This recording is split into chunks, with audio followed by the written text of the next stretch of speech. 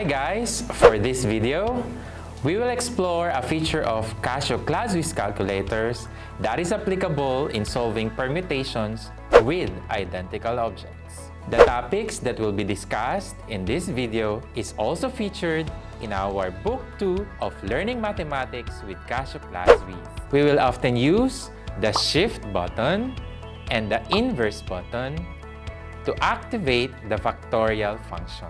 For instance, find the number of distinct permutations of the letters of the word kata-kata. We have 3 Ks, 5 As, and 2 Ts, which means we have a total of 10 letters to arrange. And so, we have 10 factorial divided by the product of 3 factorial, 5 factorial, and 2 factorial. Using our Casio ClassWiz, press 10 and then the Shift button and then the Inverse button to have the factorial function. Since we have a fraction here, we need to press the fraction button. And then we have 3 factorial, so press 3 and then Shift and then the Inverse buttons and then times 5 and then Shift and then the Inverse button again, and then lastly multiplication button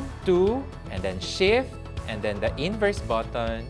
So we have now the expression press equals, we have 2,520 ways of arranging the letters of the word kata-kata. Let us consider the next example. If flags of the same color are identical, how many distinct signals can be made from 8 flags hung in a line given that 3 are blue, 2 are white, and 3 are red? Considering the problem, we have 3 red flags, 3 blue flags, and 2 white flags. Therefore, we have a total of 8 flags. The desired fraction is 8 factorial over the product of 3 factorial, 2 factorial, and 3 factorial.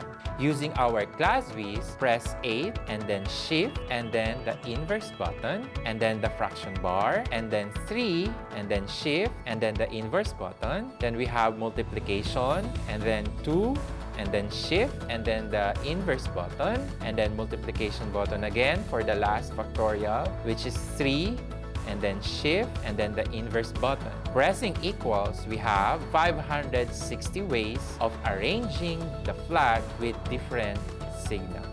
So that is how we compute permutation with identical objects using our Casio ClassWiz.